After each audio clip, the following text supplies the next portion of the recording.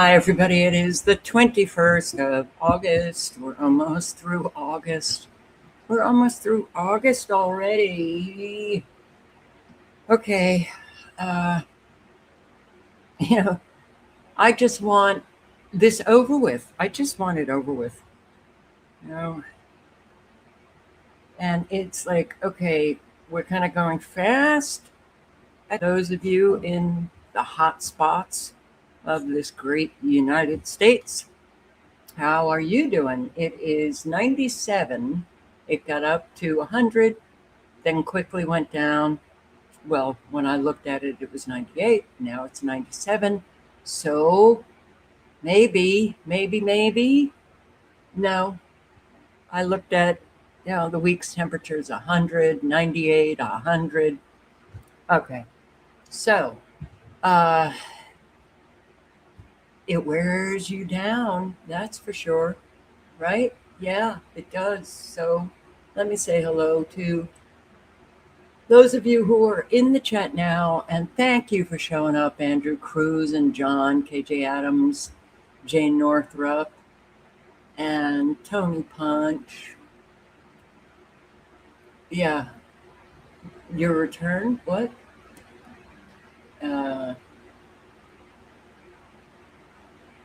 No, I got it. I got it. Um, Rage Against the Machine and Chrissy. Oh boy. Yeah, it's hot. Jay Wooms. Hey, Jay Wooms. Hey, Never. Third Eye Sore. Did I say hello, Chrissy? I think I did, but hello, Chrissy. 74 in New Jersey. 74. Oh, man. I remember that. We just don't. Oh, my God. I just. Anyway. Yeah, well, in New Jersey, where they got hit with storms. Last night. Oh, man, this is incredibly wild. What is going on? Patricia White, hello. So let's do radar.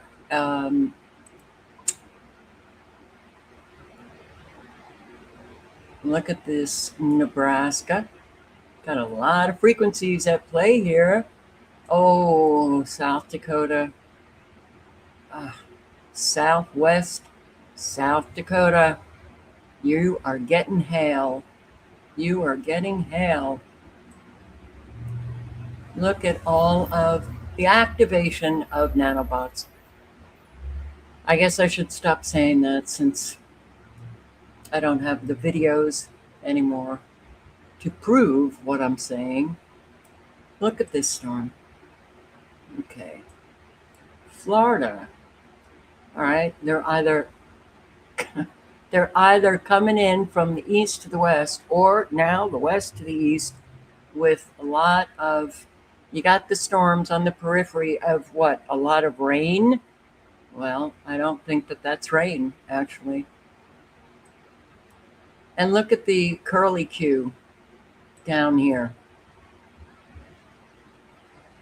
The South Miami area. Very defined. Here, right here. It's like you got a semicircle.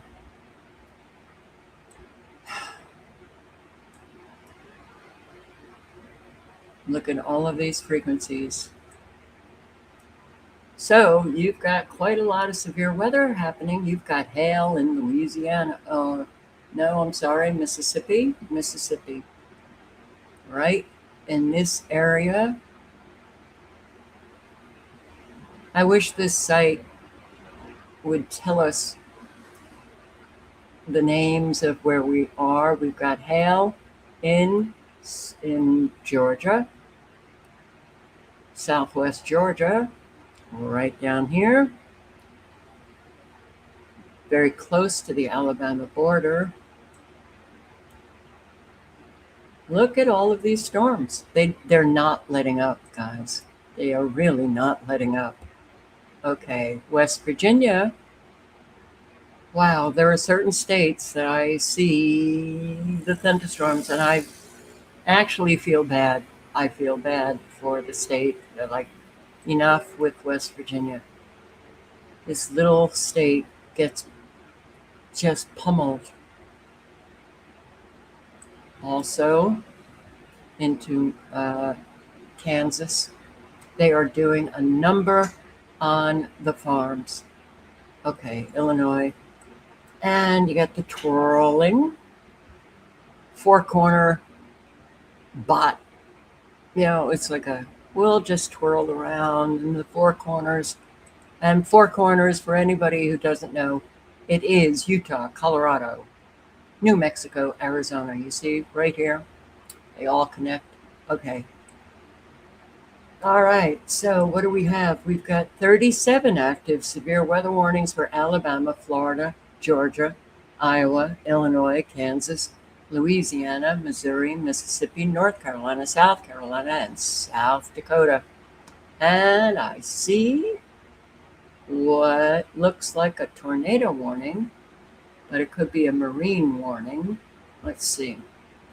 Well, you can look at the screen, you can look to see the counties where exciting weather is happening.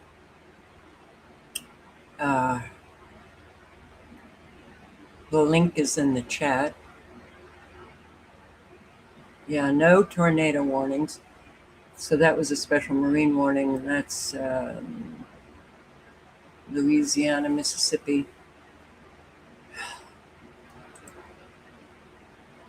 We have a low chance of a tropical disturbance forming off the coast, the East Coast. We still have, they're saying another hurricane is coming to Hawaii. Really? All right. High chance of this forming tropical disturbance. So day 7, 80%. So a high chance.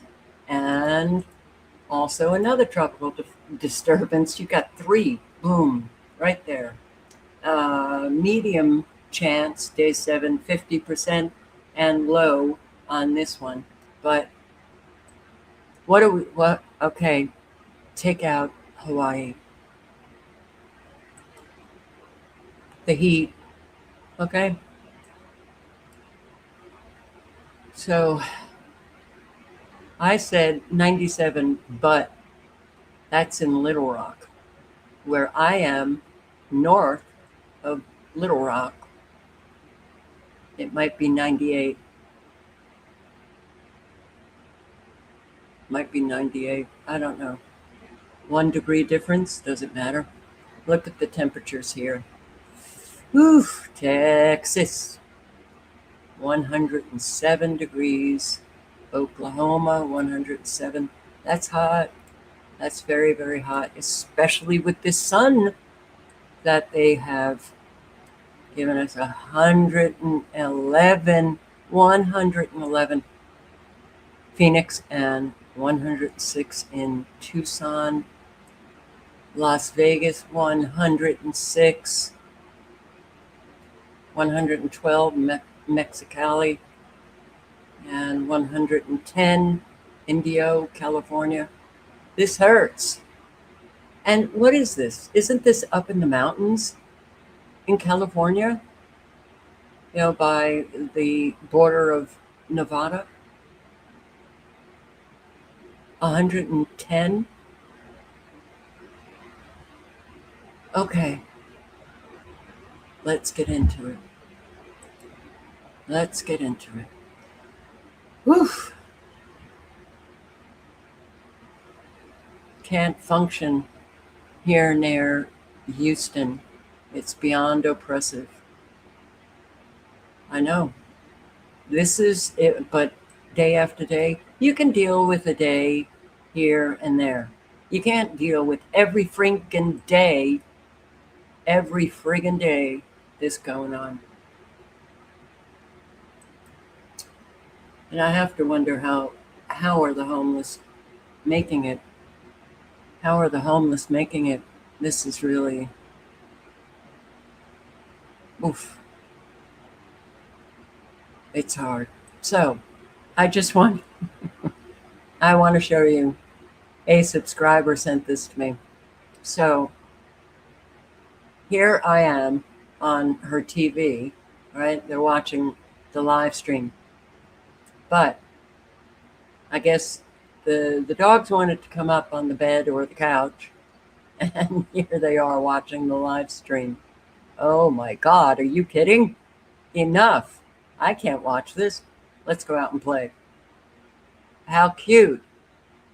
How unbelievable. This is sad.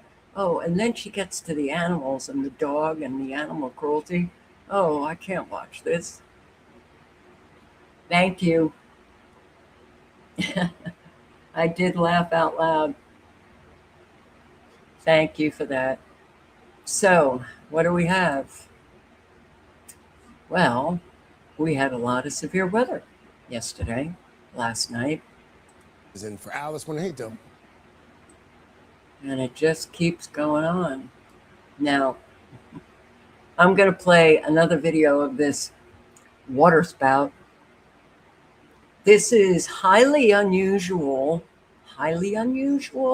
Nassau County, Long Island in New York. Okay, but we'll get to that. Oh my God.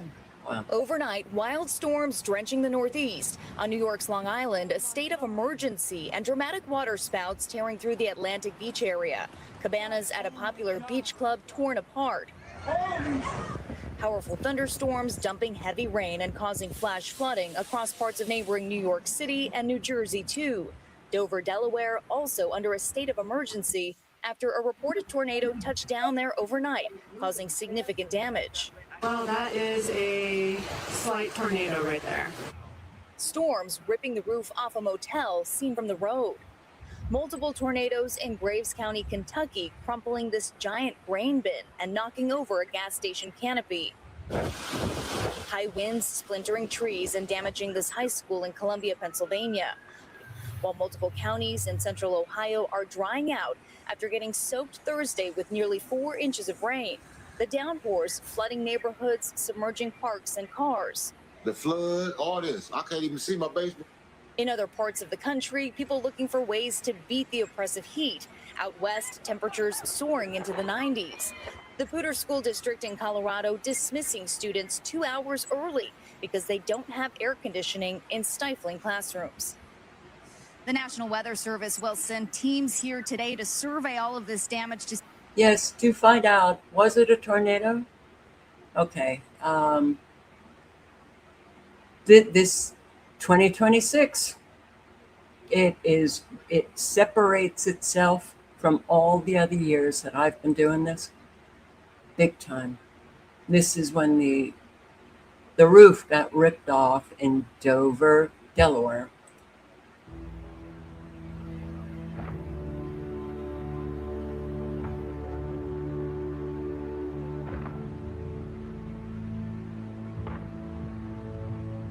There she blows.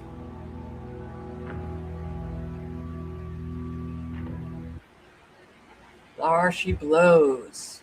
Buildings torn up in New York City. So, tornado tears roofs from 2 motels in Dover, Delaware. That's right, Janelle. And as you're looking at Chopper 3 right now, right next to me, you can see the extent of the damage with the roof ripping off on 2 of these motels that are over here that are right next to each other on North DuPont Highway along near Route 13. And you can also see some of the crews out here right now fencing off the area, especially because some of this is incredibly dangerous. So you can see, look at this, the section of the roof right here from the ground level. You're also seeing it from Chopper as well. All that wood, the nails as well, roof shingles. Incredibly dangerous. And just imagine with that tornado, that confirmed tornado coming through here, how dangerous that could be with all of that flying around here. But miraculously, according to city leaders here, no major injuries. But again, Dover under a state of emergency at this time. Okay, so when you have seen the kind of devastation tornado, this is hardly anything. Now, do I feel for the people, in those that have those cars that, have this? Absolutely. But from what I've seen, and people calling, this devastating, not just over, but in New York and other places. Can I say you don't know devastation? Is that dismissing what they're going through? Perhaps, but you got to look at everything that has been happening, and it's beyond, like, how do you even, it's so overwhelming. At these motels, including Carly Evans, who described the frightening moments, especially for her 4-year-old daughter, who was able to miraculously sleep through this. And a lot of other parents as well also had to make quick decisions to protect their children and huddle with their families. Honestly, ongoing and emotional roller coaster. It's especially when you have a 4-year-old and the power's out for so long and there's nothing to do, and you gotta find a way, muddy puddles, everything. But over here, you sort of can't do that right now because you've got nails, screws, everything just laying around. I had a screw that was in my shoe earlier that I had to pull out. I was scared it was gonna go through my foot. 2 motels, and this guy in New York. Okay. I don't like to dismiss anybody's, whatever they experience. But I have to say, I just want to say, get over it. Okay. You beach tables and chairs destroyed. I haven't seen any destroyed. Long Island owner of a beach club. Well, the beach club itself. So if he's the owner of this beach club, the beach club got pretty well destroyed. But to say the tables and chairs are destroyed, come on. PM, we were just hit by a tornado. Take a look around. The whole place is destroyed. We have the beach club furniture from next door in our dining area. And all of our dining tables and chairs are destroyed. None of them look destroyed. None of them do. The palm trees are down. Well, the playground roof is gone. Palm trees. The mat. Okay. Now, what does this guy have to do? He's got to pick up the chairs and, get the tables set up. The palm trees are down. You got palm trees, Long Island, the Atlantic. What? Palm trees in potted palm trees that fell over. I don't know. I just want to say, are you like a drama queen there? Tornado strikes New York. I did laugh listening to all of the people who are like, oh my God, we don't. Well, I'm not in New York anymore, but this is really like, you don't get this in New York. This is Nassau County, which is very close to, the city borderline, New York. Holy shit, it's right outside the wharf. Holy shit. Holy shit, this is a tornado. I'm not going out. Oh, it's disappeared. Wow. Wow.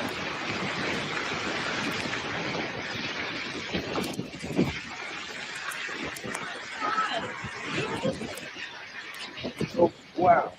So, I don't think it's over the land now. Oh my God.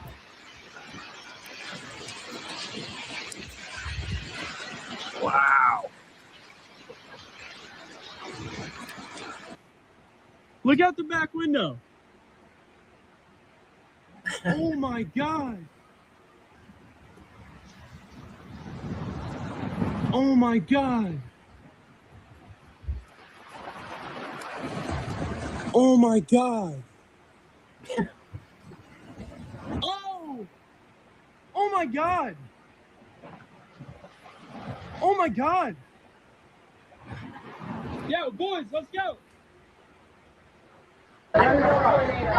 Everyone inside. I can laugh because nobody was hurt. Okay. And, so far, I have not seen any homes damaged. This beach club was, but you don't see that in New York City. Okay. You just don't see it. You don't see it. So everybody going, what? Oh my God. Holy shit. What's that? Holy shit! Inside! Now! Inside! Inside! Inside! Oh, you see Really bad. We're filming it come right at me. It's a tornado. No, that's some lightning there. This is a tornado. I hear it. That is a tornado. And oh my God, it is spinning around. This is insane. No, we might have to get downstairs, guys. I'm sorry. Oh my God, it's spinning around. I'm sorry. Oh my God, it's pulling everything. Oh my God, I can see debris flying there. No. Oh my God, it's ripping the tree. Holy shit. Oh my God. No, this is real. Okay, guys. I think we might have to get inside in a second. It looks like it's dying out though. Yeah. God, this is the most. You filmed it?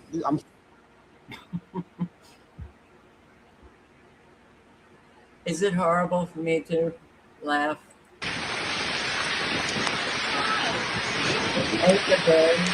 Oh, wow.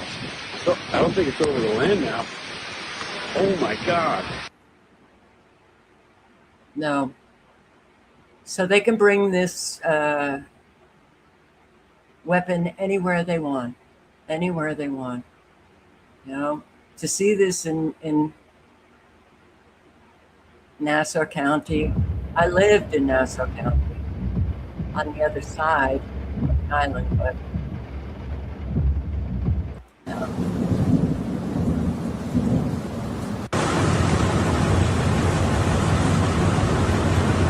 wild. It is absolutely wild.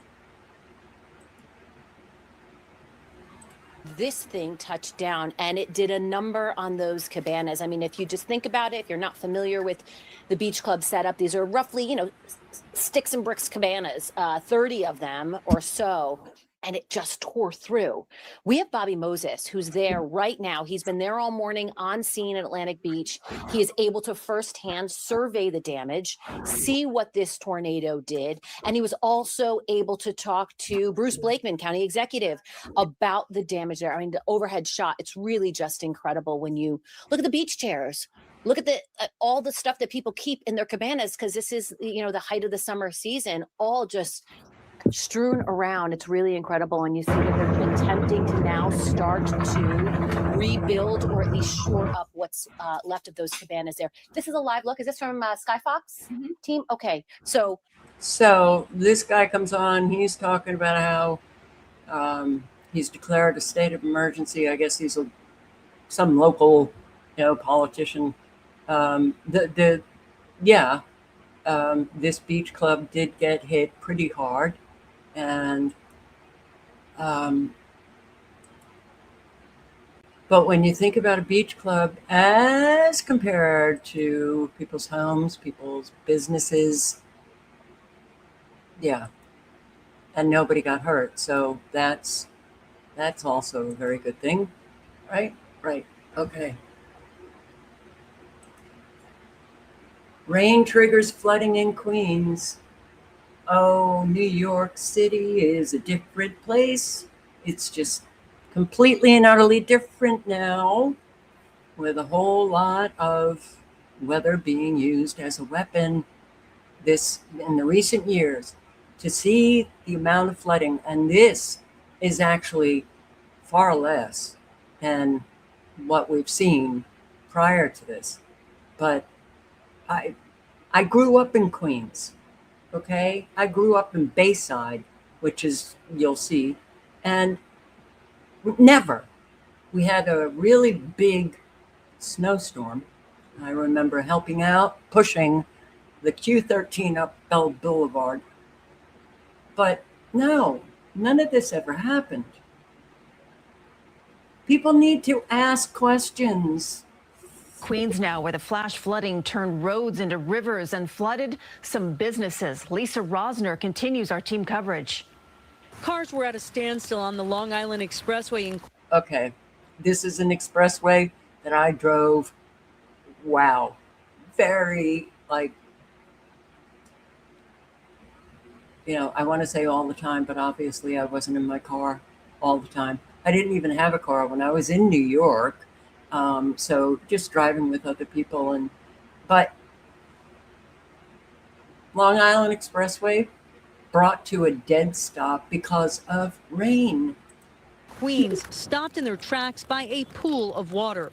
The FDNY was seen shining lights under an overpass in what appeared to be an effort to make sure no one was trapped. In Bayside Terrace, cars drove through floodwaters and buses trudged through too, with water coming up to their tires. The rain looked more like ocean waves on 188th Street, where passengers desperately tried to push a car that was flooded out. In Elmhurst, Lester Lynn says buses and vehicles couldn't even stop in Thursday's rain. And if they do, it'll cause like a little wave that'll come up to the sidewalk and into the stores. On Broadway, across from his store, sandbags could not prevent the water from getting into a furniture business.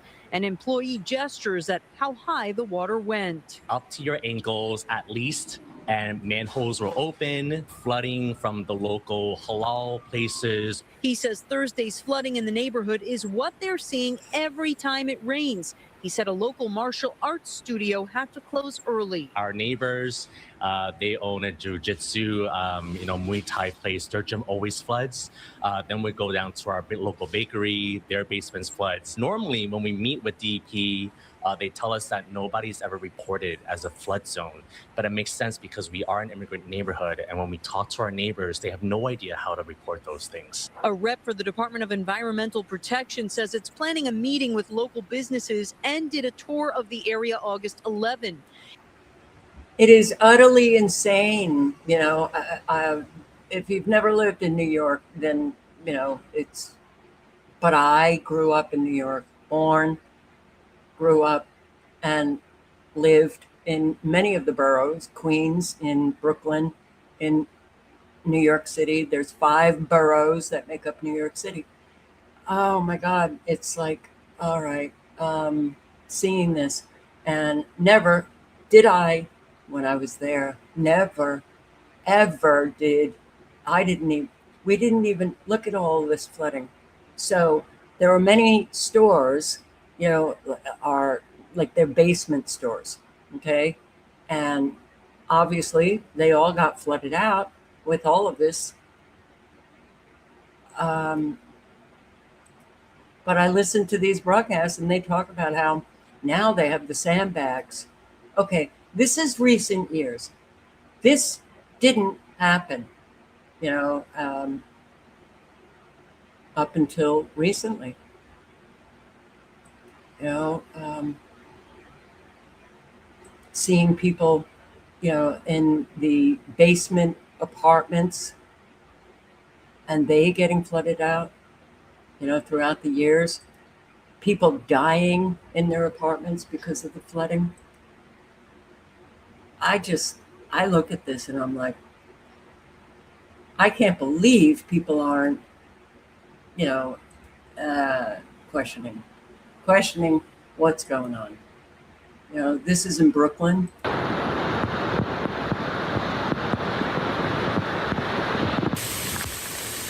Basement apartment.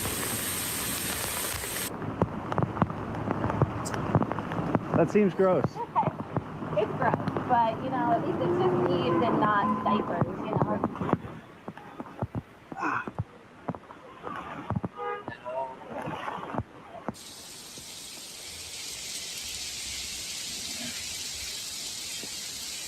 But I bet a whole lot think it must be climate change. I want to cry. This also in Brooklyn. Oh my God. I almost missed this. Storyful Well, as you can see, the car is pretty well submerged. Whirlpool going on. Brooklyn. Boy, man, oh man, oh man. Tornado tore roof off Eastern York High School. Boy, did it ever. Look how complete it is. This is in York County, Pennsylvania. Many areas got hit. Whew. What are we going to do? Storm badly damages family farm, Florence County, South Carolina. Now how, come on, you're going to do it to me. You are. Oh, wow. How is it that these come on when you've had it open, you've read the article, it was absolutely fine, and then boom, they hit you with this. All right, so, and the people of this family farm were saying it must have been a tornado or it was something, but they were really shocked how strong the winds were. Their chicken coops and their, oh God, what are they called? Why do I always forget this? The gardens, and they have a cover, and they, oh my God. Well, South Carolina also got hit. And over, you see South Carolina is still getting severe weather today. New Jersey, people trapped in that flood water. Water rescues were even conducted. People walking through the thigh-high water as well. Not a great idea. I get it. Sometimes you have to do it, but that is just some nasty water to be walking through.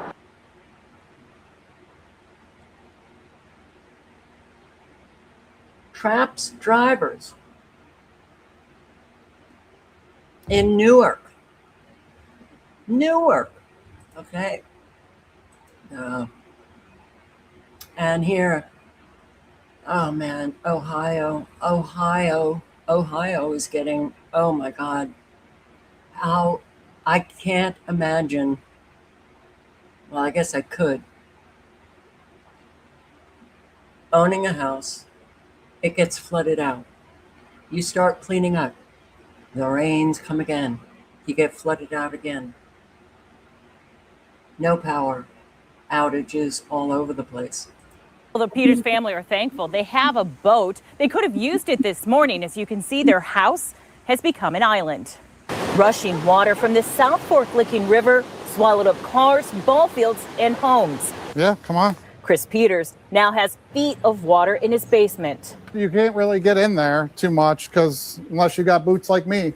He said his basement was dry for all of the rain this past week until this morning. We had no water until this morning at about probably 3:30 in the morning. You could hear it because then you can hear it coming out of the, it's like.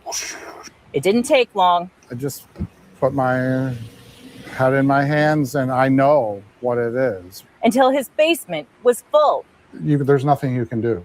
Like, you can't stop it. His wife asked him to try to save family heirlooms that were stored in the basement, but it was too late. Anything sentimental that was damaged?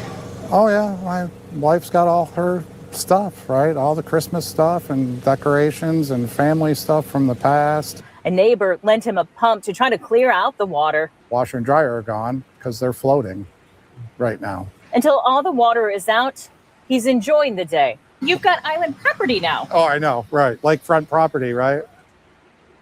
Oh man, wow. This is also Ohio, Reynoldsburg. The water came fast. Thursday morning, flash flooding swallowed streets, yards, and driveways in this Reynoldsburg neighborhood near Nocturne Road and Briarcliff Road. For people watching it rise, it was another reminder of just how relentless the weather has felt. All this happening right after like the big tornado, I don't know, it just makes me feel really sad for everyone that's getting affected. Water rescue crews spent hours pulling. I forgot about the tornado, the very recent tornado in Ohio. Families and their pets to dry ground as neighbors watched the water swallow almost everything in its path. I see car would disappear on the water all the way to the roof. My friend's house, his basement was flooded all the way to the door. You can't see the car, you can't see nothing. Leah and Huss Trowry say this isn't the first time they've woken up to a scene like this. What was like 2020? We took kayaks and was kayaking down that way, but the water's a lot worse than what it was. Now neighbors are left wondering what to do next with their basements flooded and property damaged. My husband went downstairs and our basement, like half basement, especially laundry room, was all flooded. All my clothes and furniture is all underwater. Carpet. Have you ever tried to, come up with a guesstimate of how many people in 2026 have lost homes? Just homes, not cars, not businesses. And okay, KCK, I guess Kansas. Here we go.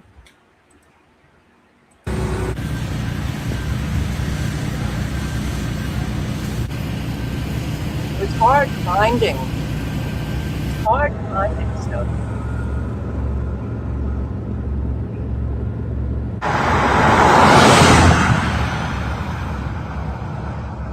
Like, I know there's so much more damage than what we're seeing here.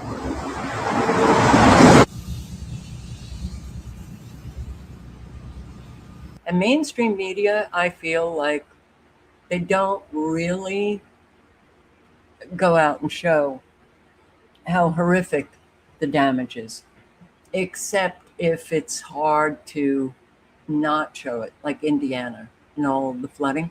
But throughout the years, I've seen that, they'll show a home, they'll interview one person, but they don't really show the scale. I have to wonder, if they did, would people question? I don't think so. I frankly don't think a whole lot of Americans have a working brain anymore. I'm being serious. Virginia.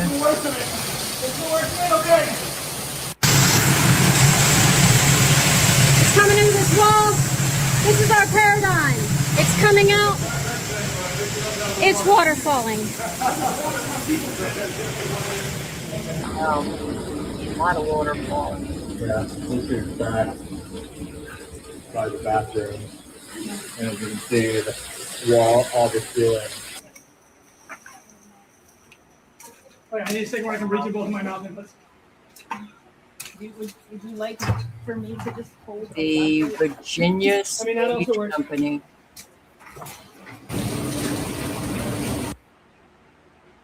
A lot of people are going through it, man. They don't have time to engage in anything but cleaning up the mess that has been brought about by our weather terrorists. And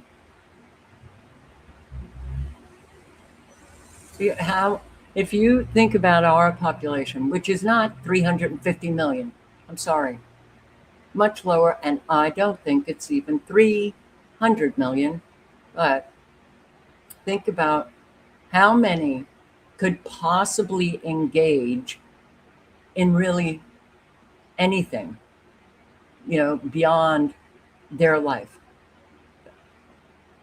That percentage is getting smaller and smaller because so many people are now just surviving the economy, surviving the loss of a job, surviving health issues, surviving the weather. This is in Georgia. In Ringgold, Georgia, after severe overnight flooding has impacted several businesses in this area. This is Rick Worley and Sons Automotive Shop, and you can see significant damage of just dirt, debris, everything just everywhere because of this floodwater. And if we step into this garage area, you can see that debris and floodwaters have destroyed and damaged a lot of these cars, and it's just so unimaginable. There's still significant water just standing in the parking lot right here. And if you go over to this garage, you can see that a car has just been pushed out of that glass window. And I'm told that owners and workers are just working to assess this damage. Georgia. Chile. Now, didn't Chile just recently have an earthquake? Chile, I know, had a lot of flooding, but they got hit again. No, hermano, mira. Ay, huevón.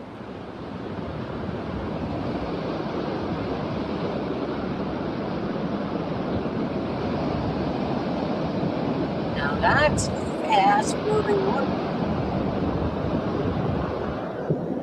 It's kind of odd how fast that water's moving.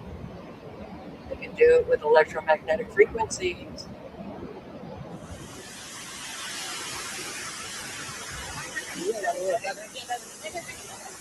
That's hell.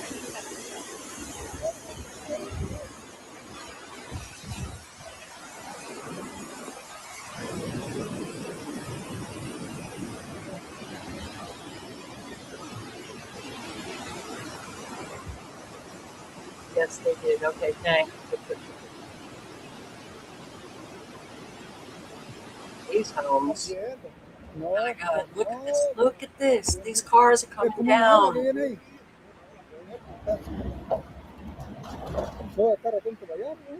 Wow. Wow, wow.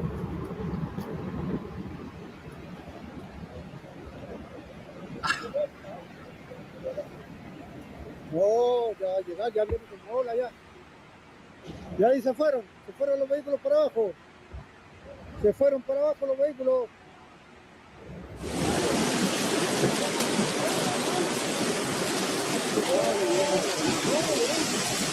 Now, this is something that we've seen over and over and over and over and over for years, all over the world. These cars.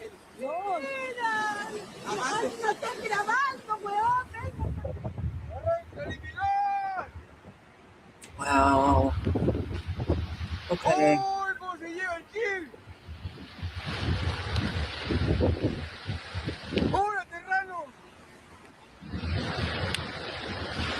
Looks like it's going to take out these homes.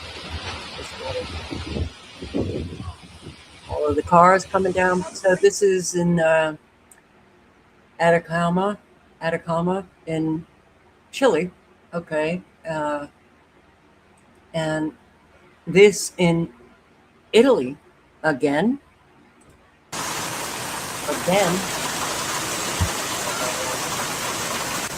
Oh my God.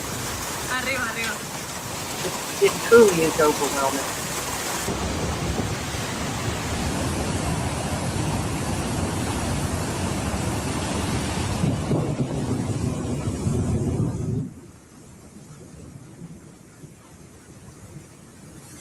And I don't get it all, you know. Yeah, I know nothing specific. I showed it in the beginning. Okay, so Italy again. Liguria, Lombardy.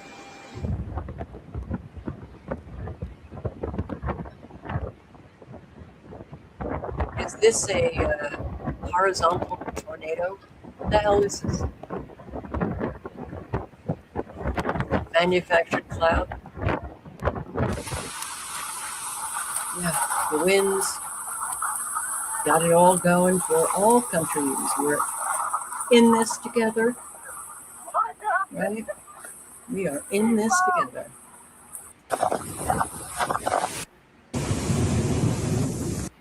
Okay, and one more, the Philippines again. Is no stranger to monsoon season, but the last few weeks have been particularly incessant. Yes. Many of the areas like this one across many provinces north of Manila have been experiencing devastations. Residents here told us it's not particularly safe to go further because the water is waist deep over there. So people actually use makeshift boats. This is about transporting critical goods. They say they understand that it is dangerous, but they cannot simply allow life to be suspended for weeks. Agnes Caperas has lived here for 40 years. She says she's lived through this crisis year after year, but it's getting harder. For days, they've been sleeping in this garage. The water is deeper now. That's why I've had to move all of my kitchen equipment up, just to keep them from being ruined. Still, she was eager to show me her home, just a few meters away. Floods no longer suspend daily life here. It's something that Filipinos face year after year. But people here tell us what they noticed this time is that it's taking much longer for many communities like this one to recover.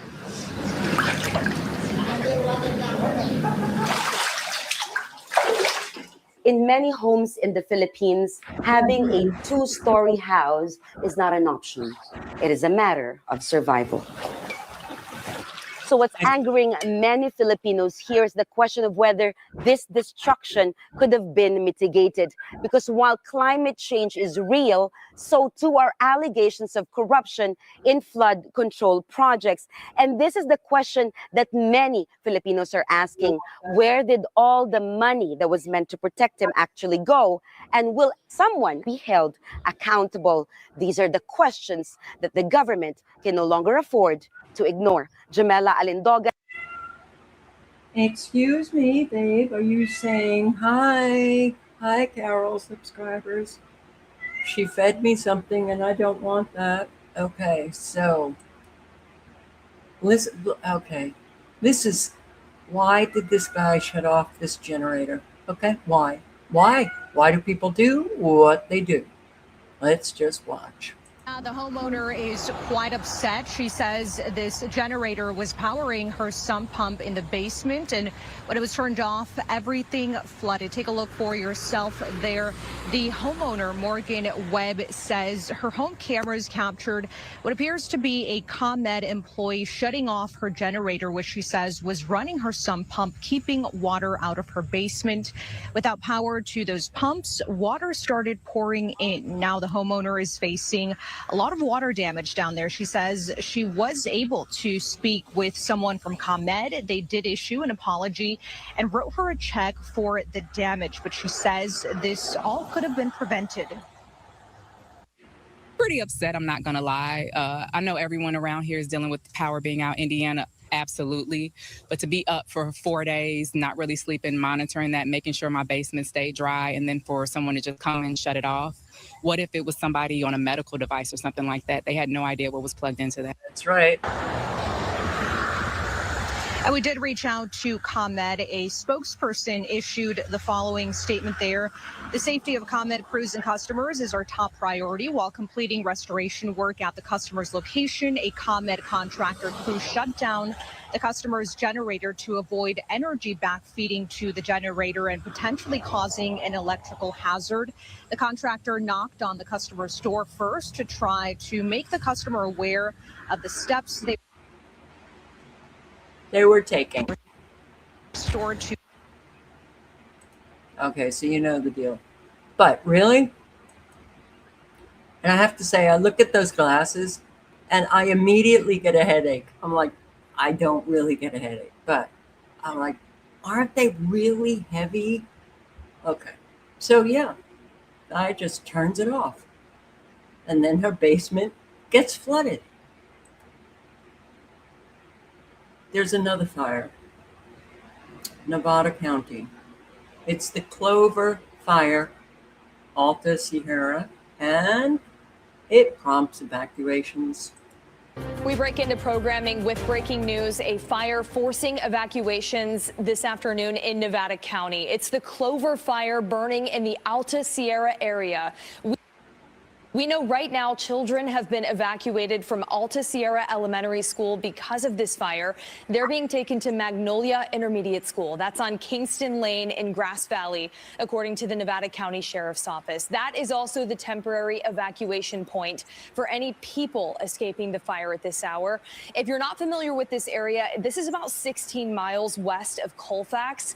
Look at this. You can see that heavy smoke kicking up from the Alert California camera. This is off of Clover Valley Road and Fay Drive. You see that smoke darkening there. That's when we know it's burning structures here. We know that this started as a structure fire and then it spread to nearby brush. So far, we know at least 8 acres have burned. Check out these pictures that CAL FIRE has shared with us from above.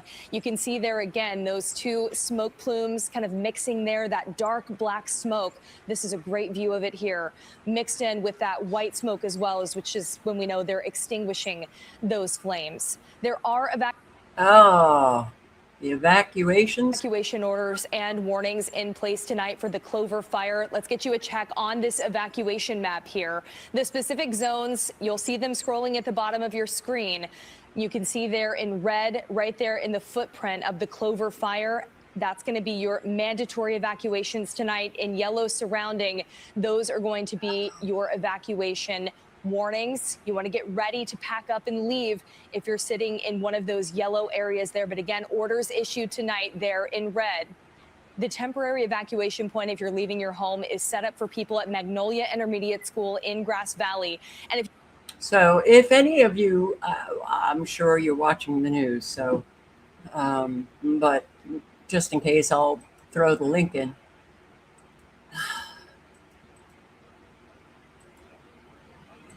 I hope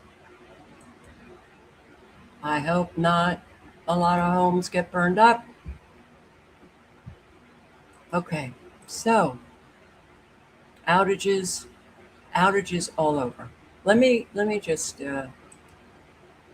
see, how is it doing now?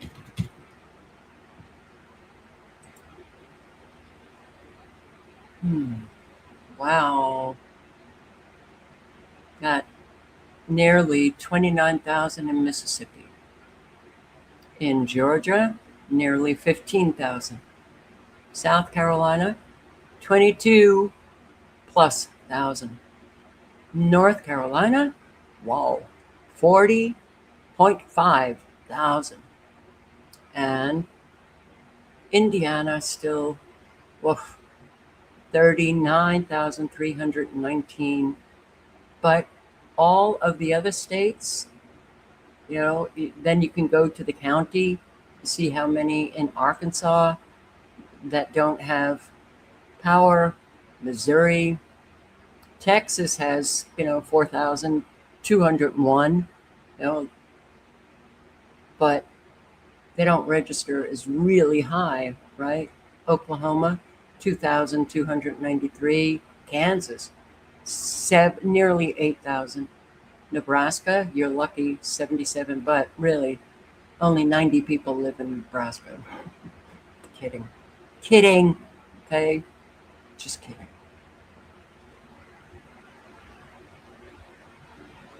I think only 50 people live in Wyoming. All right, so a lot of people. New Mexico, 7,273. But let's see, Pennsylvania, okay. Ohio, New Jersey, only 302. Wow. New York, 1,308. Okay. Well, 6,129 in Florida. So yeah, outages still leaves thousands in South Arkansas without power Friday morning. So when I saw this, I was like, wait a second. It was Northwest Arkansas. Now it's South Arkansas. I can't keep up. I really can't keep up with this. It's like wild. And the U.S. government warns hackers attacking vulnerable water systems with AI help. Oh boy, AI is so good for the human race. Several U.S. government agencies have said that cyber actors are attempting to hack into devices made by industrial systems companies Siemens that are used to monitor water and other critical infrastructure systems.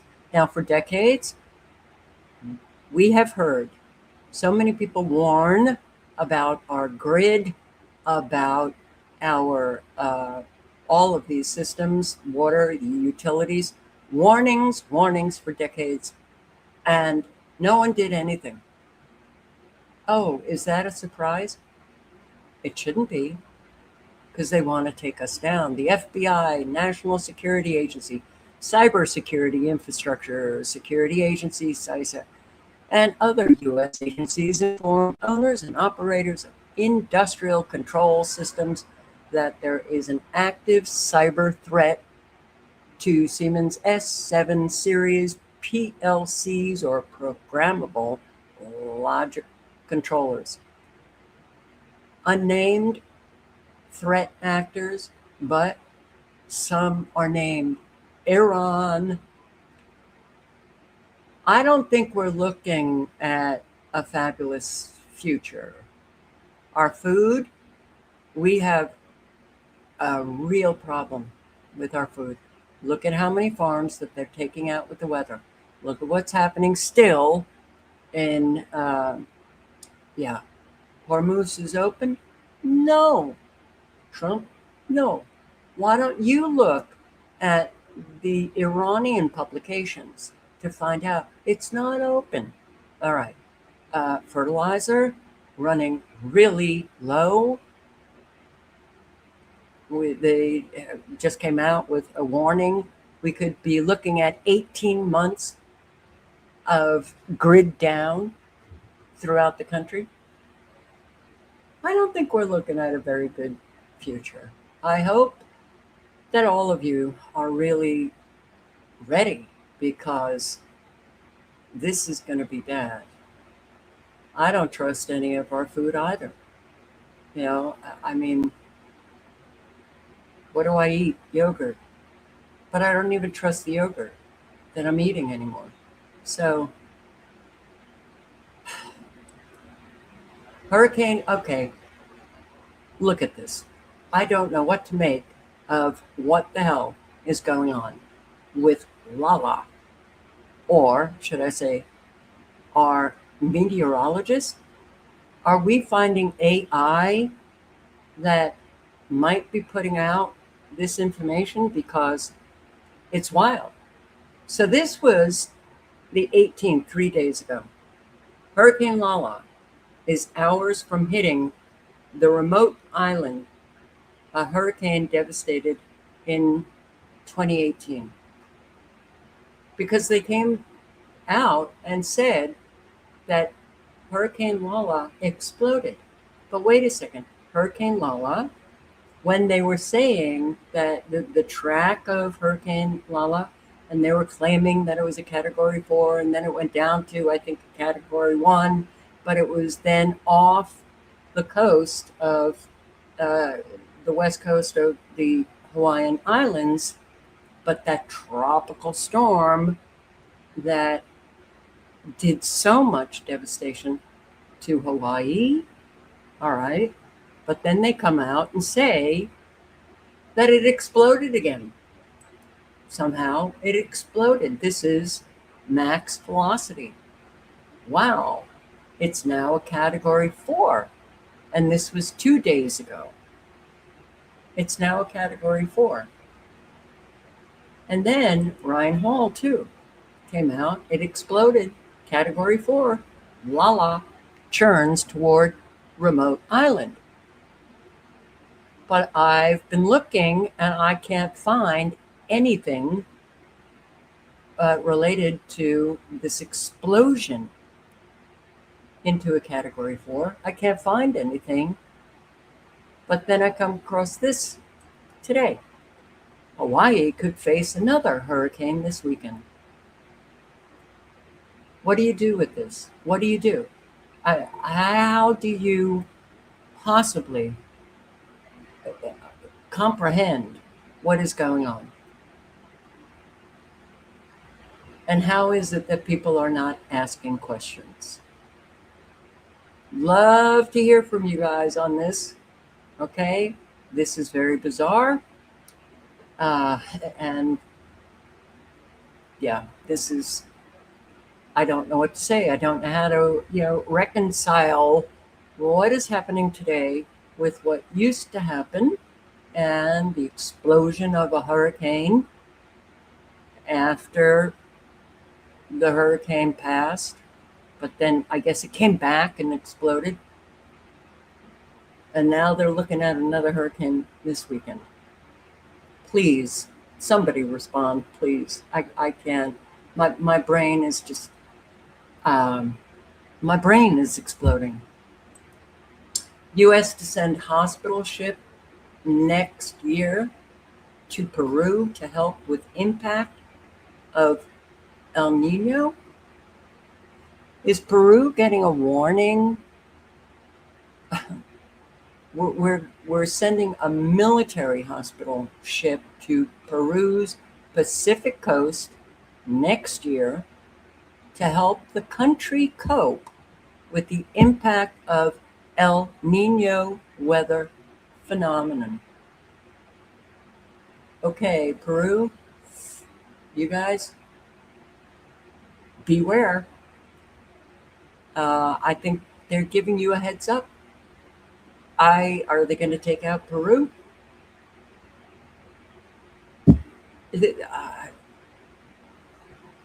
El Nino, have you seen all of the articles, videos? Oh, El Nino, it's going to be absolutely horrible. And look, they have the weather, they've got the technology to control that weather. It could be absolutely horrible for all of us, not just Peru, all of us. But why Peru? And did you see this? This is pretty amazing. These U.S. Marshals Task Force members recently serving an arrest warrant in Missouri never imagined the hidden threat beneath them. A second-story deck at an apartment complex collapses, sending 9 deputies plummeting to the ground. The marshals say injured task force members suffered broken bones, torn muscles, and head injuries, but luckily, all will return to work soon. The U.S. Marshals Service is the oldest federal law enforcement agency in the country.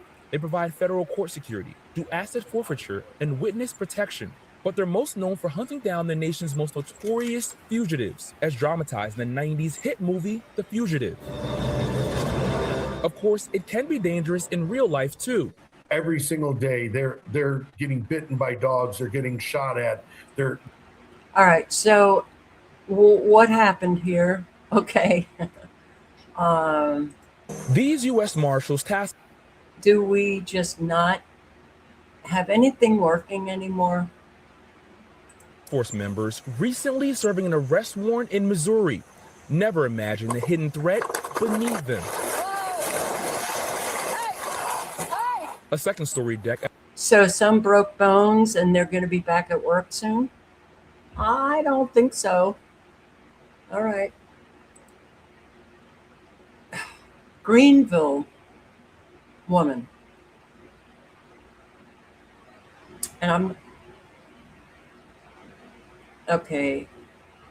I'm sorry. I've got to.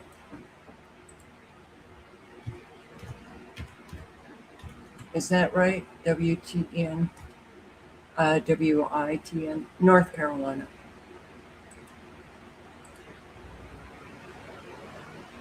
Dave, Courtney, we've also learned a formal complaint has been filed with Greenville Police. It all started with a shots fired call here at these apartments behind me.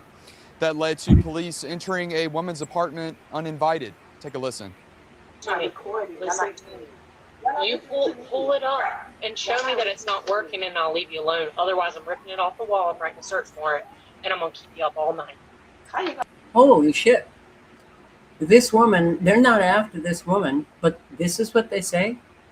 We're going to rip your camera off the wall and we're going to keep you up all night.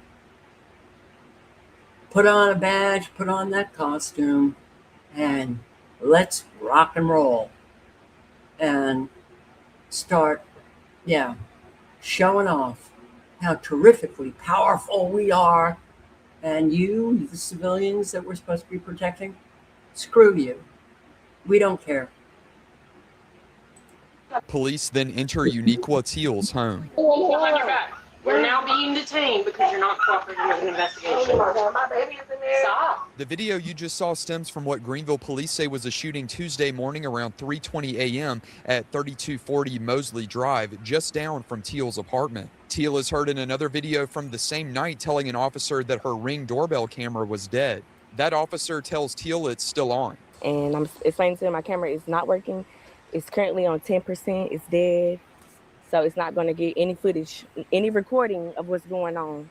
A third officer can be heard saying this when Teal continues to go back and forth with police. There's like a 5-year-old girl that almost died right there, and you're going to act like this? Like you don't want... Teal says officers detained her and held her phone up to her face to unlock it and then searched through her phone for the footage.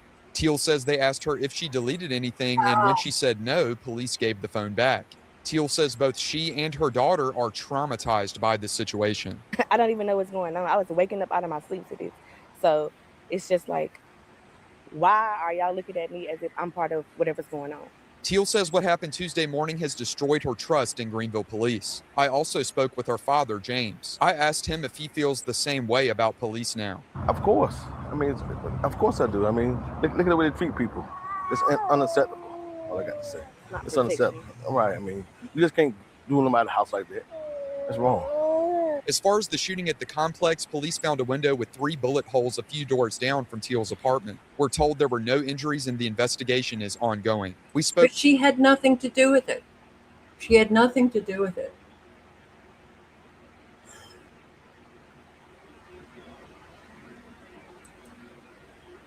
We're in big trouble. Mighty big trouble.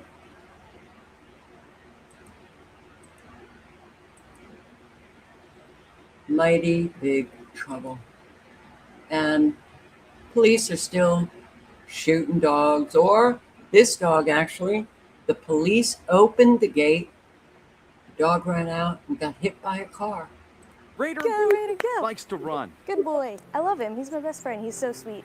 Oh, good boy. Ready? It's why Holly Larson keeps a padlock on her backyard gate and why she feels for her neighbor 2 doors down. Collin County Sheriff's deputies swarmed the block Friday. Well, this is her neighbor, but the police are just, they don't give a shit what they do, man. Make an arrest at the house in between them. The neighbor 2 doors down said on social media that deputies opened her backyard gate to reach the other property, and her 3-year-old Maltese, Mango, ran away. There's officers everywhere, and yeah, she was very frantic about it. Later, Mango's owner shared an update on Facebook. Mango had been hit by a car and died. So we were sick to our stomach over it. Now, the sheriff's office is offering condolences and part of an explanation. The sheriff's office says it was executing a felony arrest warrant for sexual assault of a child and arrested another person for interfering with public duties. It said that deputies saw a dog running and told the people looking for it which way it went. It did not say whether deputies opened the gate. Their gate is never open. To Holly, the claim is possible and troubling.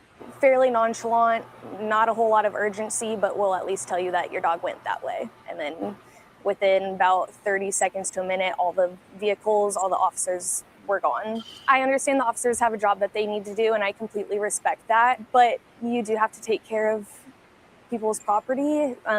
Yeah, you have to be a responsible adult as a police officer and not have your ego run riot. You can do whatever the hell you want to do. Okay, Central Florida now. And animal rescues. They've taken 85 dogs. It doesn't stop. New at 10 o'clock, nearly 100 animals surrendered to the Lake County Sheriff's Office. Dogs and horses taken from a Groveland home were sent to the various shelters. West 2's Haley Cromwell explains why. As far as the dogs go, this was record-breaking. That's what Whitney Boylston, director of the Office of Animal Services for Lake County, said of the 85 dogs taken from this property in Groveland earlier this week. 14 horses were also taken from the property.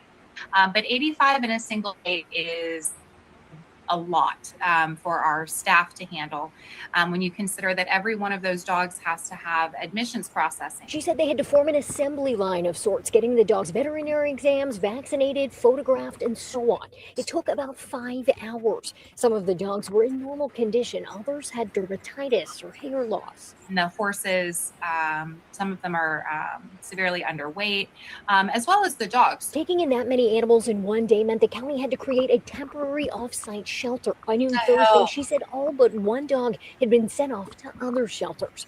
Poodle and Pooch took 17 dogs. 40 went to Pet Alliance. 20 of them came to this shelter here in Orlando, and the other 20 went to our Sanford location. Kenny Tallier with Pet Alliance says these rat terrier mixes have gotten their vaccinations, but they still need things like heartworm tests and microchipping. At least a week before these guys will be available for adoption. In the meantime, he said people can help by donating bath towels and puppy pads and keep checking their website for when these sweet dogs are ready to head home. My God. So are you getting that the rescues, the shelters, they are so overwhelmed and they keep getting more and more overwhelmed. We didn't do a very good job. You know, we didn't.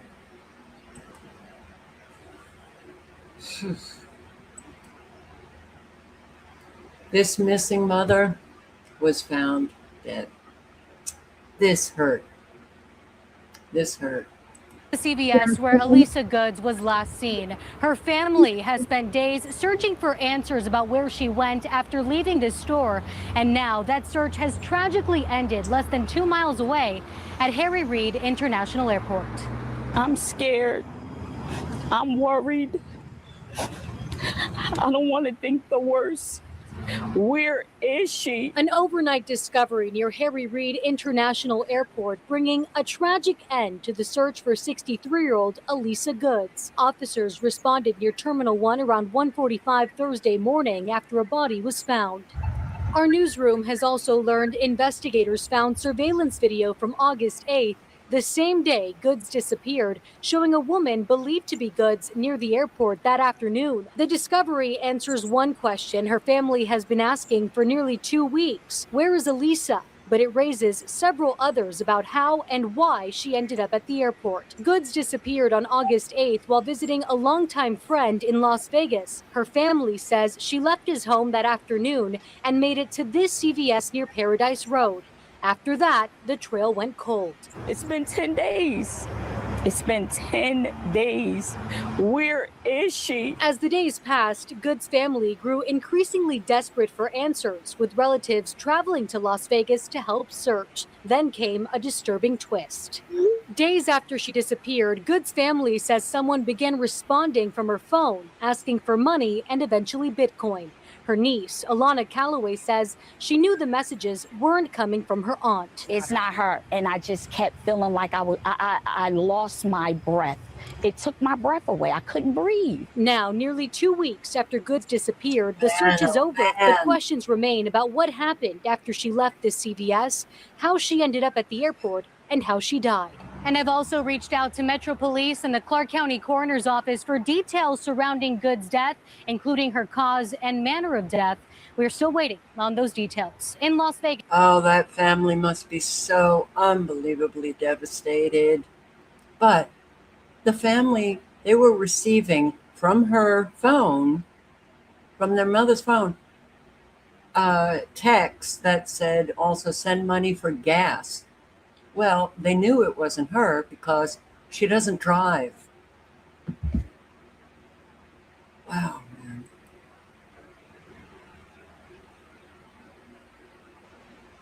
What are we looking at? Oh, wow. I guess they just put on another video. Police identify masked man. So, you know, that mask, I showed it last night, that, and it was a movie, horror movie. I don't do that genre, so I can't remember. It's a known face, scary, scary, scary. And he's running around, I think, Philadelphia, scaring women, right? And saying that they're going to die. You know, they're going to die. You're going to die. And he's running after them. Well, they know who it is now. And that guy's on the run. But man, you won't even give me the article. All right. 2 patients at a Tennessee hospital ended up paralyzed because the hospital gave them wrong medication. Don't go to the hospital if you don't need to. 4 patients experienced complications. The patients were undergoing a routine joint replacement surgeries when they received potassium instead of standard pain medication.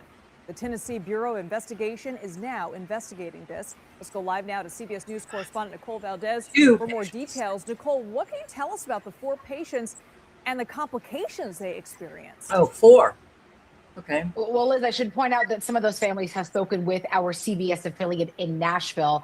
They are telling us that at least some of those 4 people that were impacted by this drug mix-up, as you mentioned, were given potassium instead of what was supposed to be a standard anesthetic prior to the start of what is usually a very quick outpatient procedure. But unfortunately, 2 of those patients have alleged that they are now paralyzed as a result of receiving that potassium.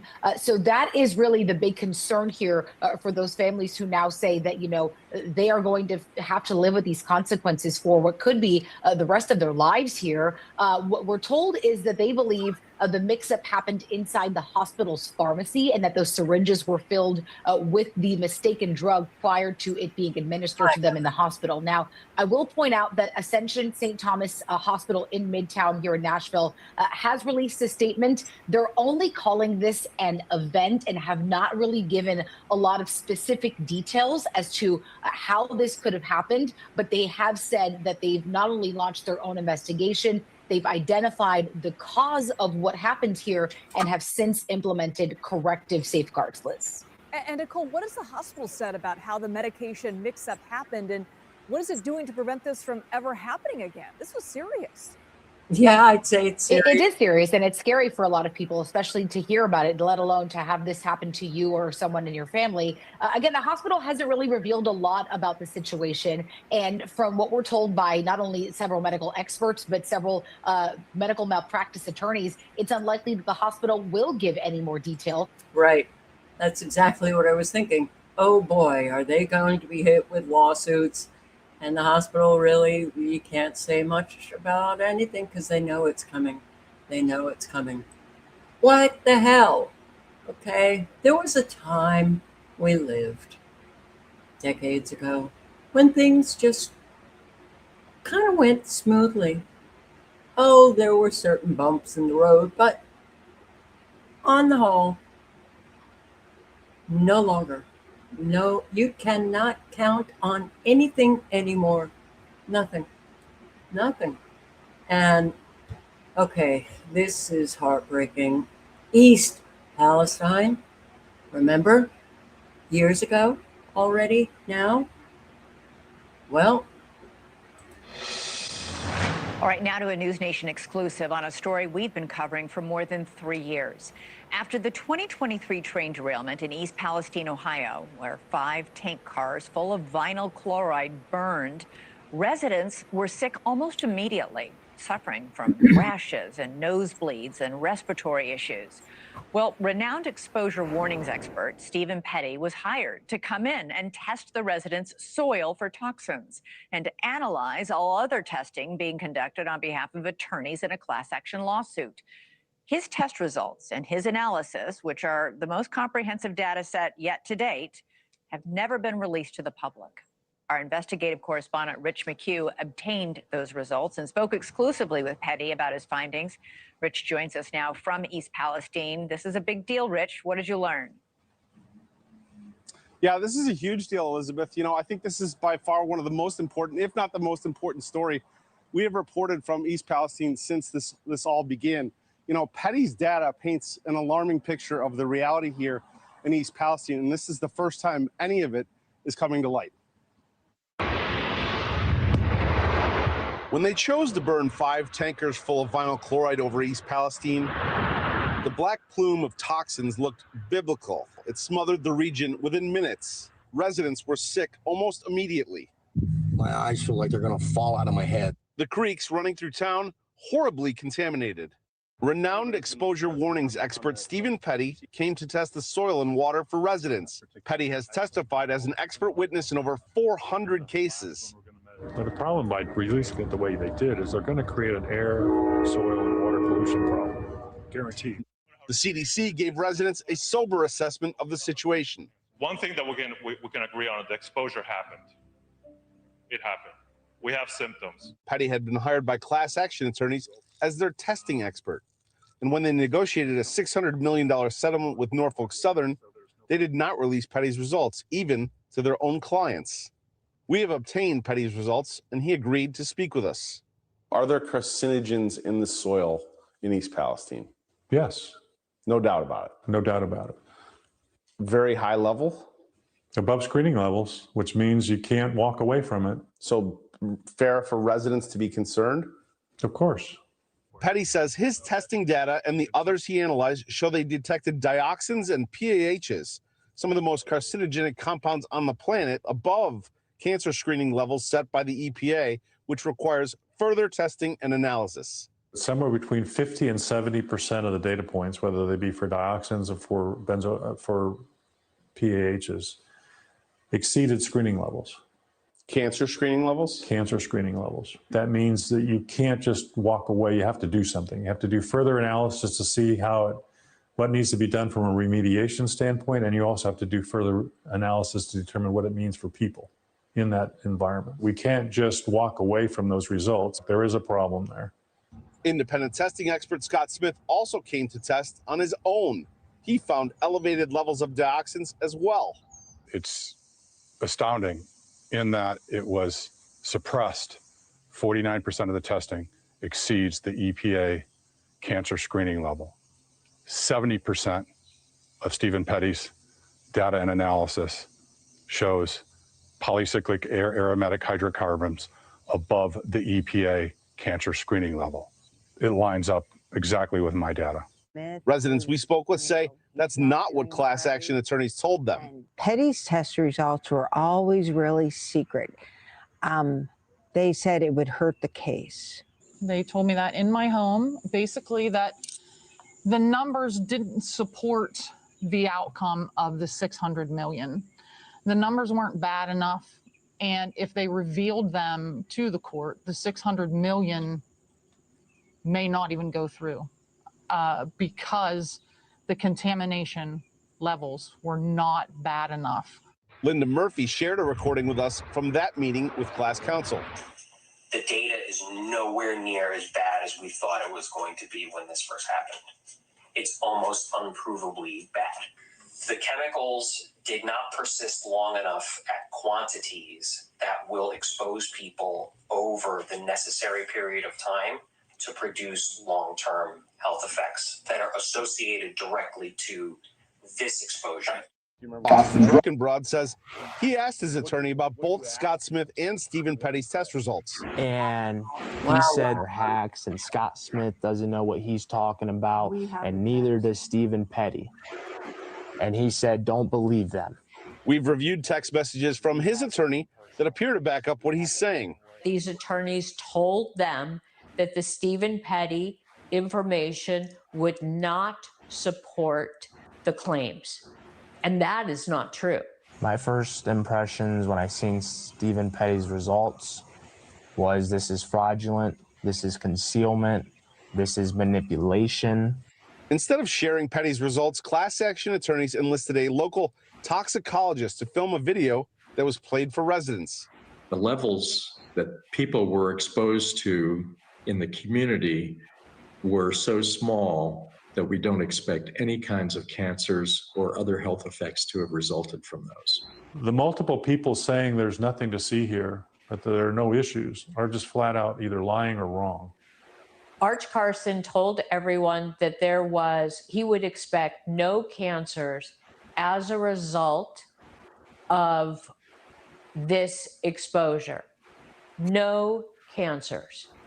And there are cancers developing almost every week in East Palestine, and someone dying of cancer almost every month.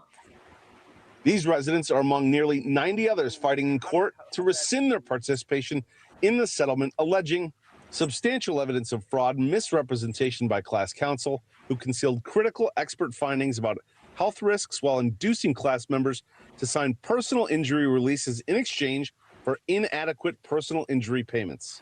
Their motion was... And frankly, this should be a slam dunk. It should be a slam dunk that they win based on this unbelievable fraud. We'll see if it is. This country, I'm telling you, all over. But this has been going on for how long, right? My entire life. You know, you have an area, suddenly you have this a whole cluster of people getting cancer, and you find out all of the toxins, the corporations just dumping into water. This has been going on forever. It's been going on forever. You know, how I can't stand this. I can't stand this country. You know, these people working for the railroad or the EPA is not protecting the Americans. Okay, we know that. They don't protect the environment. They protect the elite. You know, the glyphosate. They protect, you know, oh, well, everyone, yeah, Roundup, it's probable carcinogen, but we don't think so. So we're just going to say, oh, it's safe. Then Trump comes out. In fact, let's spray more glyphosate through an executive order protecting Bayer. Why are we so silent? We are getting so screwed, and we're so silent about it. You know, if you were living in East Palestine, let's say you had children, they can no longer play in the creeks. They can't play, you know, in any waters. They can't play. The soil is toxic. What would you do? A whole lot. You might say I'd move.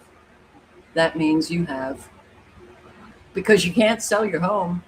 No one's going to be buying your home in East Palestine. Okay, so you have to have a whole lot of money. Not a lot of people in East Palestine have that kind of money to just move.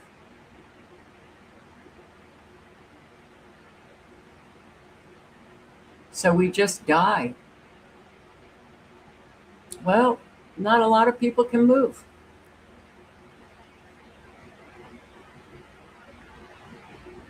It's so horrendous, it's beyond belief. Wow. Now, you see this? Coin-operated elevators. This will be coming to the United States. It will, absolutely. Coin-operated elevators. All right. They're becoming more common, coin slot and card gated lifts, elevators, across Georgia, Italy, China, reveal a slow creep of micro fees into everyday housing, pay per ride elevators. Yeah. Property managers argue that heavy users of elevators. So let's say you go to work, you use it. You come home, you use it. You have to walk your dog, you use it. Then you go back and use it. Are you a heavy user? Direct fees create a funding stream for electricity and repairs that flat condo fees never quite cover. In Naples, Italy, a 20-cent coin was standard from the 1950s through the early 1990s. I didn't know this. With some buildings now substituting remote controls tied to monthly fees. In China, around 2020, Shandong province, residents used blue prepaid plastic cards, 30 yuan, bought 600 rides, which is it's 0.05 yuan. Some complexes charge 0.15 yuan. It's a happening thing. Oh boy. The American, those who have these apartments, they'll be doing this fast. I bet. Elevators in condominiums and apartment buildings being installed with coin-operated elevators.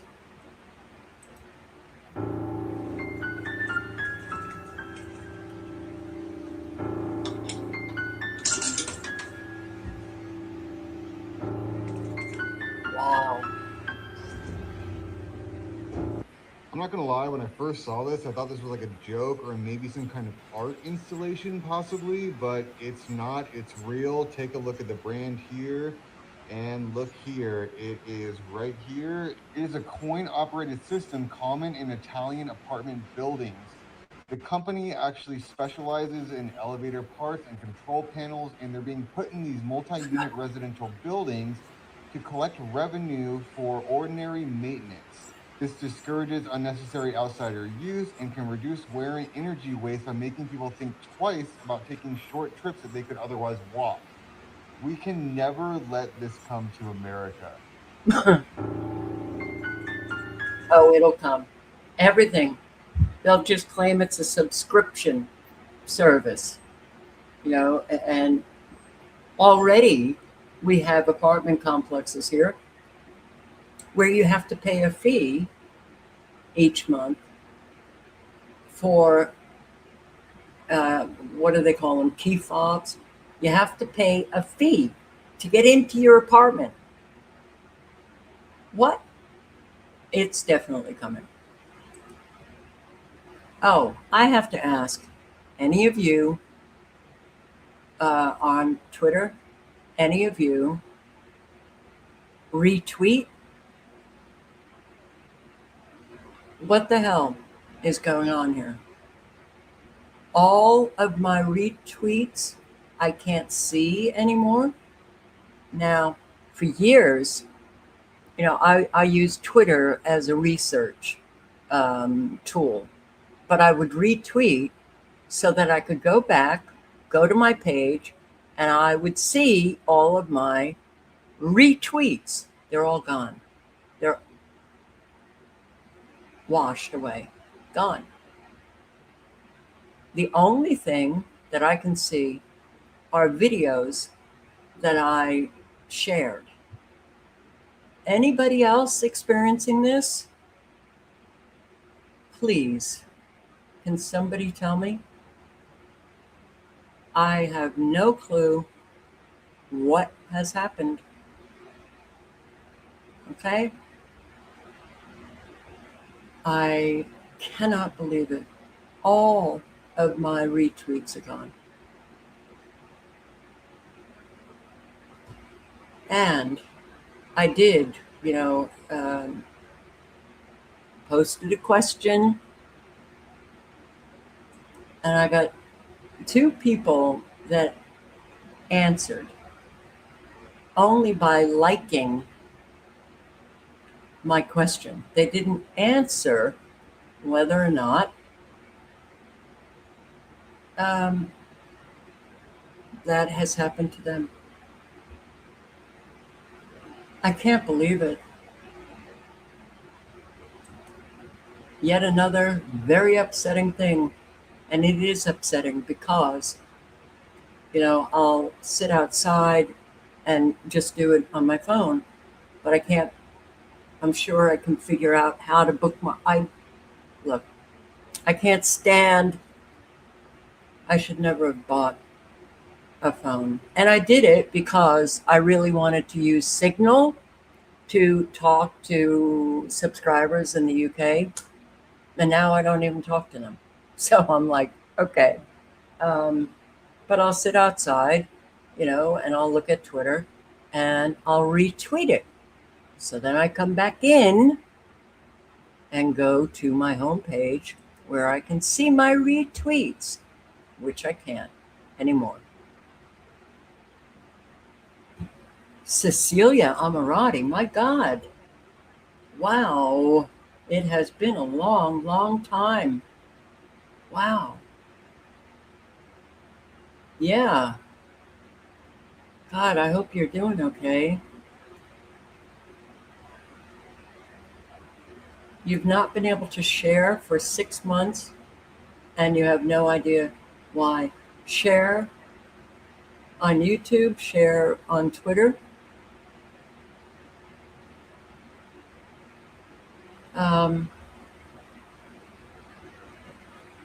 Hey, yeah. Wow, okay. Let me know. Can't share on YouTube. You can't comment, or you can't share videos to another site, or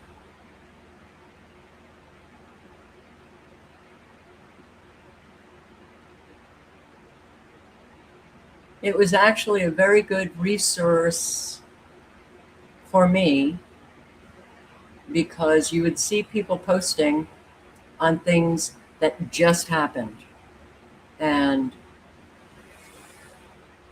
you can't comment or share. Wow, that is bizarre. Very bizarre.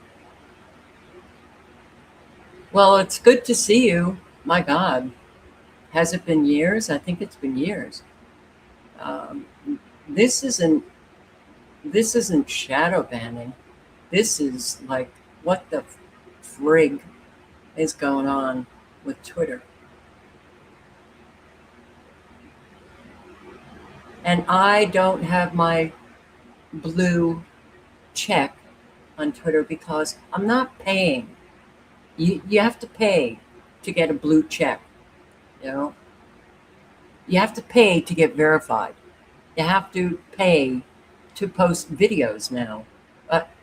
Elon Musk has, well, all of the social media platforms that when they first start, they're pretty good.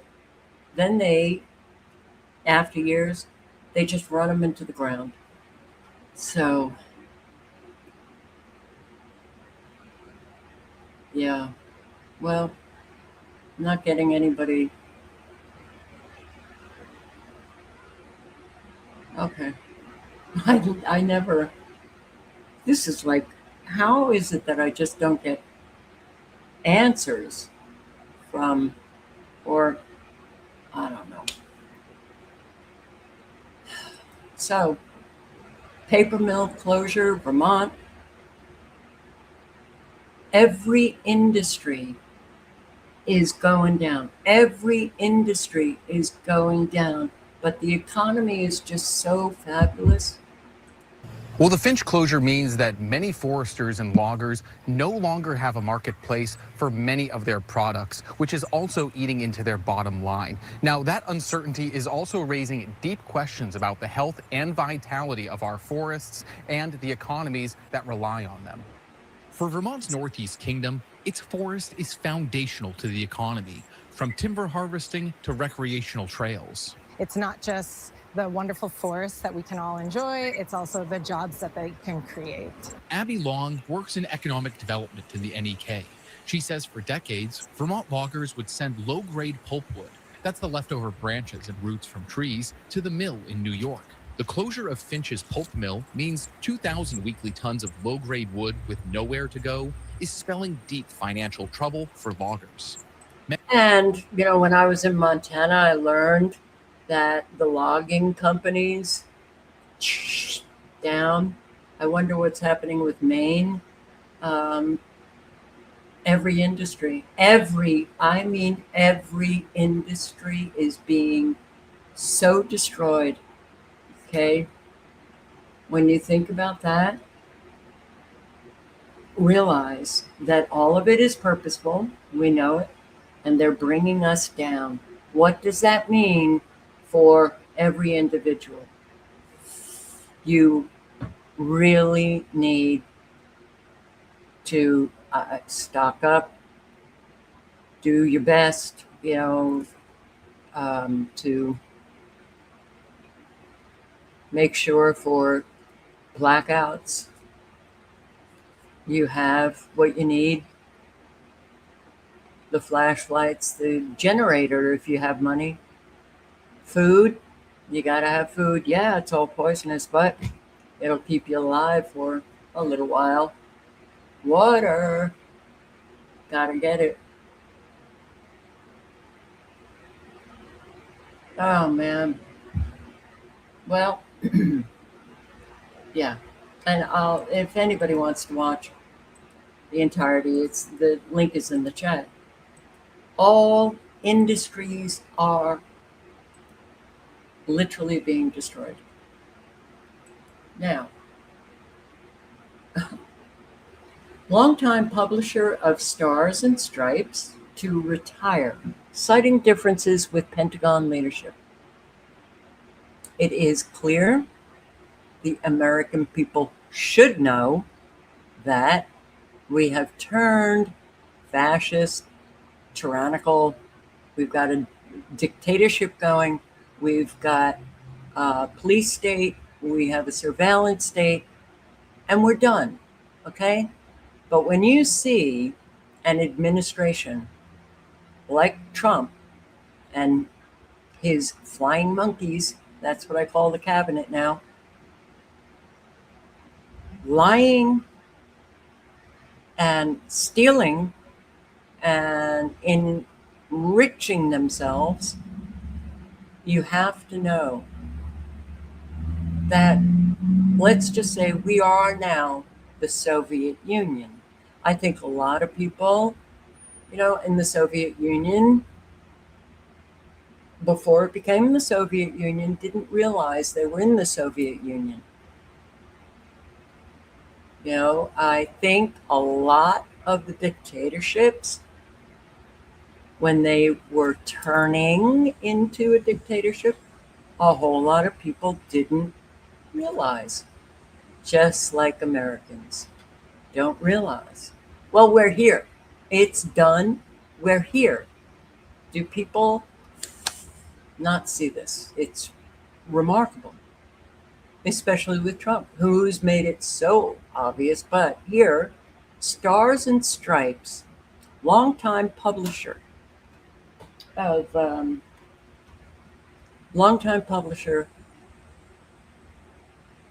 has announced his retirement, ending a decades-long career with the military newspaper as Hegseth's Pentagon moves to exert editorial control and eliminate what it asserts are woke distractions.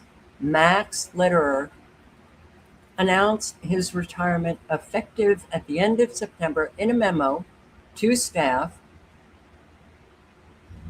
where am I reading? To staff on Tuesday, as well as in an interview with Stars and Stripes. So Lederer, the second full-time civilian in that position, wrote that it had, quote, become clear that my philosophy of leadership and my understanding of the value and mission of Stars and Stripes differ in fundamental ways from the direction, the leadership of the Department of Defense. I'm so glad he didn't write Department of War. Department of Defense has for the organization. The announcement comes less than 4 months after the Pentagon fired Jacqueline Smith, ombudsman for the newspaper, whose job was to safeguard editorial independence. They fired her? Wow. The news outlet is partly funded by the Defense Department, but has a legacy of independence from military and government leadership. No one should be surprised that they're kicking out the one person charged by Congress with protecting Stars and Stripes editorial independence. When you see this kind of stuff, you know that, and it's across the board. My God, getting rid of departments, that do any kind of oversight, et cetera, et cetera. When you see this kind of stuff, you know that, well, we're not a democracy. We never have been a democracy. But a whole lot of people, you ask them, what kind of government? Oh, it's a democracy. Oh, okay. Well, it's supposed to be a constitutional republic. But the democracy, the constitutional republic are gone. They're gone. So you got to think, well, what's in its place? Tyranny. Oh, my God. So, yeah, Stars and Stripes has recently been at the forefront of some of the reporting on conditions for sailors on the USS Abraham Lincoln and concerns for their mental health. See, I read some of these articles, Stars and Stripes, since Trump came back into office. I thought Stars and Stripes was a publication completely independent because I was reading stuff that I thought, well, the Pentagon is never going to allow that, right? I thought it was completely independent. Well, so they were writing about the concerns of the mental health of the soldiers on the Lincoln, and goodbye. When we don't hold accountable, those who are clearly psychopathic, malignant narcissists, destroying everybody, and it couldn't be more obvious. It just continues to roll on. Like, Trump faces backlash over reports. U.S. Navy carrier could be named after him instead of a Black War hero. This guy. And I never knew men could be named Doris Miller. I never knew that. I remember when I was surprised that Carol could also be a man's name. But so, yeah, Trump administration accused of delivering a slap in the face. They've been slapping in the face the minorities in the military over and over and over since he's been back in office. But here's another slap in the face. It was announced that they were going to be naming this aircraft carrier after this Black War hero. And now, well, they may name it Donald Trump. U.S. Navy previously announced the carrier under construction would be called the USS Doris Miller, in tribute to a sailor celebrated for his heroism. He was a cook. This was Pearl Harbor. It is a slap in the face. But that's what they do. They slap everybody in the face. That's all they do. Donald Trump only wants to serve himself. Yeah, Doris Miller, well, he served other people. So Miller, a Navy cook, reportedly shot down 4 to 6 Japanese bombers at Pearl Harbor in 41, despite no formal training on the weapon system he used. He died at sea in 43, with 2/3 of the crew lost to a Japanese torpedo. Cuba Gooding Jr. portrayed him in the 2001 film Pearl Harbor. Yeah, well, white, Christian, nationalist, racist, just so violent, this administration. And by the way, think about the fertilizer, think about, the oil, think about prices. The Houthis claim the 4th attack on Saudi Aramco refineries. 4th attack, okay? They're still going at it and attacking these refineries. Where does that leave all of us? Not just in our country. Listen to this. Every trip to the United States comes with a price: airfare, visas, accommodation, transportation. But some travelers could soon be bearing another cost, even before their journey begins.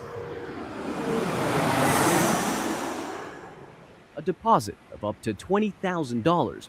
It's refunded if the visitor follows the rules and leaves the country on time. But if they overstay or violate the conditions of their status, that money can be forfeited. You cannot remain in the United States beyond this date, even if it is just by a few days. The policy currently applies to 50 countries, most of them African. Yeah. And just looking at this, I will say that they're mostly brown, black-skinned countries. Okay? Some very poor countries. So if somebody wants to come to the United States for whatever reason, or needs to, they have to put down a $15,000 or $20,000 deposit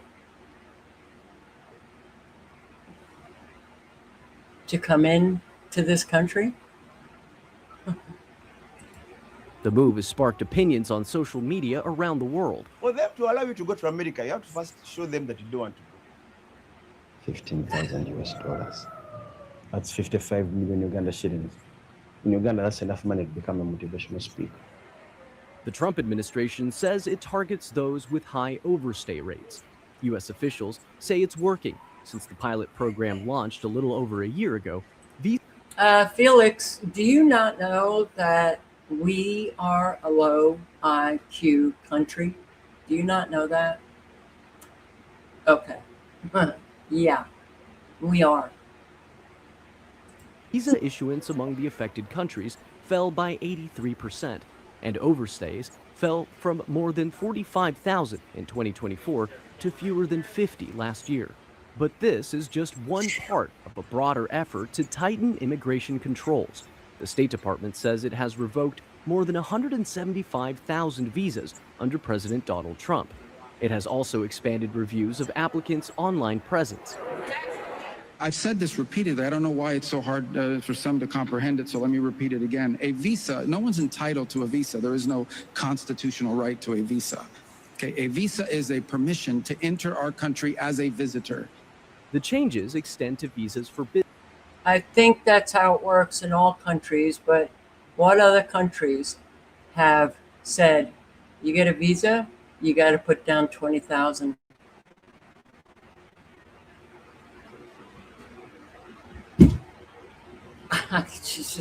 what is happening in this country, man, is really scary. It's really scary. So you can listen to the entirety of that news broadcast, and let's just check out radar. Oh, man.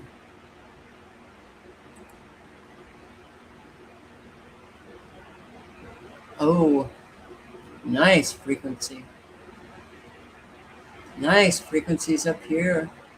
Looks like they're extinguishing the thunderstorms. Nebraska. Look at this. Oh my God. Look at all of these frequencies. Smashing so-called weather fronts. Look at this nice twig, colorful twig that suddenly just, boom, appears. Not natural. Colorado. Wow. Not good, guys. Not good. Not good at all. Jesus. Look at the speed. This is on a 3-hour loop. Okay? Look at the speed with which these storms are moving. All right, so what do we have? Tornado warning. We've got 23 active severe weather warnings for Alabama, Colorado, Florida, Iowa, Illinois, Louisiana, North Carolina, Nebraska and South Carolina, and Wisconsin. Wisconsin, you got a tornado warning. Or Illinois. Was that Illinois? Oh, I'm sorry. Illinois. Yeah, just like you need more severe weather. Illinois. Putnam County, Illinois. Greenville, South Carolina. Spartanburg, Lawrence County in South Carolina. This is just utterly, not only Putnam County, but Bureau County in Illinois, you have a tornado warning. All of these, don't ever underestimate the power of these severe thunderstorms, which can bring about tornadic activity, which can bring about very large hail, which could bring about, that flash flooding, which could bring about straight line winds, microbursts, downbursts, whatever they want to hit you with. So I will post the link to this site again, and I really hope that all of you stay safe and do help out those that are hurting, that need help. Do not wait for them to ask. Extend yourself, because if you wait to be asked, you are on a power trip. Got it. Virtually every relationship that we have here in the United States is a power dynamic. Could we get beyond that? Maybe. I'd love it. But I do thank you all for showing up. I hope to see you tomorrow, and I hope you all stay safe. And if you're in any of these areas that have been hit by this severe weather, especially places like Ohio, Indiana, the tornadoes, the massive flooding, West Virginia, take a drive out, and you'll see an awful lot of people who need help. So, all right, guys, I do hope to see you tomorrow. You guys stay safe. Check your weather before you go to bed, because they love to bring about those very dangerous storms. 11 o'clock, 12 o'clock, 1 o'clock, 2 o'clock. Check your weather. Get into the habit of checking it when you get up in the afternoon. before you go to bed. All right, guys. Good night, Cecilia. Haven't seen you in years. Wow, what a blast from the past. Okay, guys. Ciao.